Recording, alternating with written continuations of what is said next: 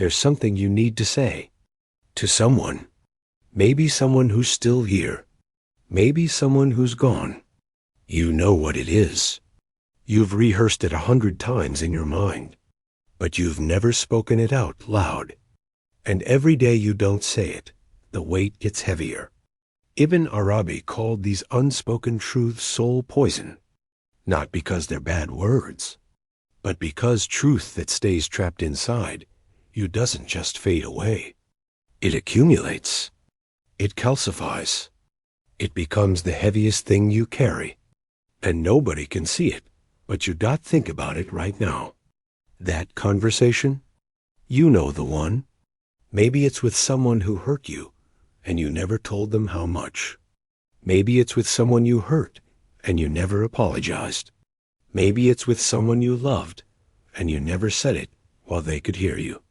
Maybe it's with yourself, and you've been avoiding the mirror for years. Whatever it is, wherever it's directed, it's there, living inside you, taking up space, using energy, demanding attention, even when you're trying to focus on something else. And here's what makes it worse. You've had the conversation 1,000 times, just not with them. You've had it in the shower, in the car, at 3 a.m. when you can't sleep. You know exactly what you'd say. You've refined it, perfected it. You've imagined their response. Your response to their response? The entire exchange is mapped out in your mind with such detail that it feels like it already happened. But it hasn't, and maybe it never will, because they're no longer alive, or because too much time has passed, or because you're too afraid of what will happen if you finally speak. Ibn Arabi understood something about human psychology that most people miss. He understood that unexpressed truth doesn't stay in one place. It doesn't sit quietly in a corner of your mind waiting to be dealt with. It spreads. It seeps into everything. That unspoken apology affects how you treat other people. That unexpressed anger affects how you show up in new relationships. That truth you never told your parent affects how you parent. That thing you never said to your ex affects who you choose next. Unspoken truth is like a stain that keeps spreading until it colors everything. And the worst part is that you've convinced yourself it doesn't matter. You tell yourself it's in the past, that they probably don't even remember, that saying it now won't change anything, that it's better to just move on. And maybe some of that is true. Maybe they won't remember. Maybe it won't change the past. But here's what it will change. It will change you. Because carrying unspoken truth is like walking around with a stone in your shoe. You can keep walking. You can even run. But every single step hurts. And eventually, you start walking differently to avoid the pain. You start limiting where you go. You start becoming someone shaped by what you're avoiding instead of someone shaped by what you're choosing. Ibn Arabi said that truth has a weight, not a metaphorical weight, an actual energetic weight. And when you hold truth inside instead of expressing it, you're carrying that weight everywhere you go, into every conversation, into every new relationship, into every moment where you could be light, but instead you're heavy. And people feel it. They don't know what it is. They can't name it. But they sense something unresolved in you, something held back, something locked away. And that something creates distance, even when you're trying to connect. So why don't you say it? Why do these conversations stay trapped inside you? Fear, obviously. Fear of how they'll react. Fear that they won't understand. Fear that saying it out loud will make it more real, more painful, more final. But beneath that fear is something else. A belief. A belief that silence is safer than truth. That holding back is wiser than speaking up.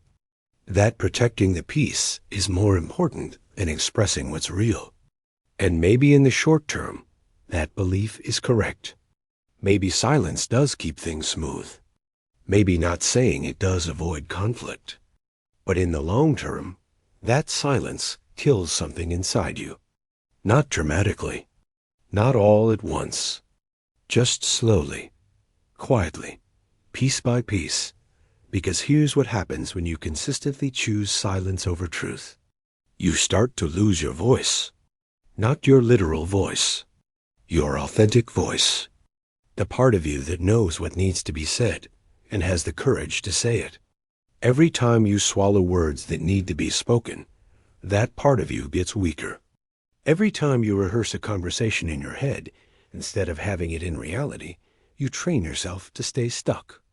Every time you choose safety over honesty, you build a pattern. And that pattern becomes your default. Until one day you realize you've spent years, maybe decades, not saying what you actually think, feel, or need. And by then, you're not even sure what those things are anymore. Because you've been silent for so long, you've forgotten how to access your own truth. Ibn Arabi would tell you that this is a form of self-betrayal. Not betraying the other person by not speaking, but betraying yourself by not honoring what's true for you. Because when you know something needs to be said, and you don't say it, you're telling yourself that your truth doesn't matter. That keeping the peace is more important than keeping your integrity. That their comfort is more valuable than your honesty. And maybe once or twice, that's a reasonable trade. But when it becomes a pattern, when it becomes your way of being, you start to disappear. Not literally, but energetically. You become a person who's always accommodating, always adjusting, always holding back. And eventually, there's nothing left to hold back because you've compressed yourself, so small that you barely exist. This is why unspoken truth is soul poison. Not because the truth itself is toxic, but because keeping it trapped inside you is toxic. Because every time you silence yourself, you damage your relationship with your own voice. You teach yourself that speaking is dangerous. That truth is costly. That authenticity is a luxury you can't afford. And these lessons accumulate. They compound. Until you're living a life where you never say what you actually mean. Where you're always performing safety instead of expressing reality. Where you're so disconnected from your own truth that you wouldn't recognize it if it spoke to you. But what if they're gone? What if the person you need to have this conversation with is no longer alive? What if you waited too long and now the moment has passed forever? Ibn Arabi would say the conversation still matters. Not because they'll hear it, but because you need to say it. You need to speak the words that have been trapped inside you. Not to them necessarily, but out loud, into the world, into the space between what was and what is. Because unexpressed truth doesn't care whether the recipient is alive or dead. It just needs to be expressed. It needs to move from inside you to outside you. It needs to stop being your burden and become simply words that were said. This is why people write letters they never send. Why they visit graves and speak to people who can't respond. Why they have conversations with empty chairs or photographs or memories. Not because they think the person will somehow receive the message, but because saying it out loud changes something. It releases something. It transforms the truth from a weight you carry to a statement that exists. And that transformation matters. Not for them, for you. Because as long as the truth stays inside, it owns you. But the moment you speak it, even to an empty room, even to yourself, even to the silence, you reclaim something. You reclaim your voice, your honesty, your right to exist as someone who says what's true instead of what's safe. But let's talk about the conversations that could still happen. The ones where the person is still alive, still reachable, still in your life, or at least in the world. These are the ones that haunt differently. Because with these, you have a choice. And that choice sits in front of you every single day. Say it or don't say it. Reach out or stay silent. Risk the conversation or keep rehearsing it alone. And the longer you wait, the harder it gets. Because now, it's not just about the original thing that needs to be said. It's also about why you waited so long to say it. It's about explaining the gap, justifying the silence. And that feels even more impossible than the original truth. Ibn Arabi would tell you to stop waiting for the perfect moment. Stop waiting until you have the perfect words. Stop waiting until you're sure of their reaction. Because there is no perfect moment. The words will never be perfect, and you'll never be sure how they'll react. All you have is now, this moment, this day, this small window of time where both of you are still alive, still here, still capable of having the conversation that needs to be had. And yes, it might go badly. Yes, they might not understand. Yes, it might make things worse before it makes things better. But at least it will be said. At least you'll know you tried. At least you won't have to carry it anymore. And here's what might happen. They might say they've been waiting for you to say it. They might reveal that they had something to say too. They might apologize. They might explain. They might give you the closure you've been rehearsing in your mind for years. Or they might not. They might react badly. They might dismiss it. They might turn it around on you. But even if they do, even if the conversation goes as badly as you fear, you'll have done something crucial. You'll have honored your truth. You'll have proven to yourself that you can speak even when it's hard. You'll have broken the pattern of silence that's been running your life. And that alone is worth it. Because the alternative is what most people do. They wait. They hope the feeling will fade. They convince themselves it doesn't matter. And then one day, the person is gone. Or the opportunity passes. Or too much time has gone by, and the moment feels impossible. And they're left with the conversation they'll never have. The words that will die with them. The truth that stayed trapped inside until it became part of their identity. And they spend the rest of their life wondering what would have happened if they'd been brave enough to speak. Ibn Arabi said that on the day you die, you'll see your life from a different perspective. You'll see all the moments where you chose silence over truth. All the times you knew what needed to be said, but didn't say it. All the conversations you rehearsed, but never had. And those moments won't feel small anymore. They'll feel massive. Because you'll realize that those were the moments where your soul was trying to speak and you shut it down. Where your truth was trying to emerge and you suppressed it. Where your authentic self was trying to exist and you chose performance instead. And the regret won't be about what they would have said. The regret will be about what you didn't say. About the voice you silenced. About the life you didn't fully live because you were too afraid to be fully honest.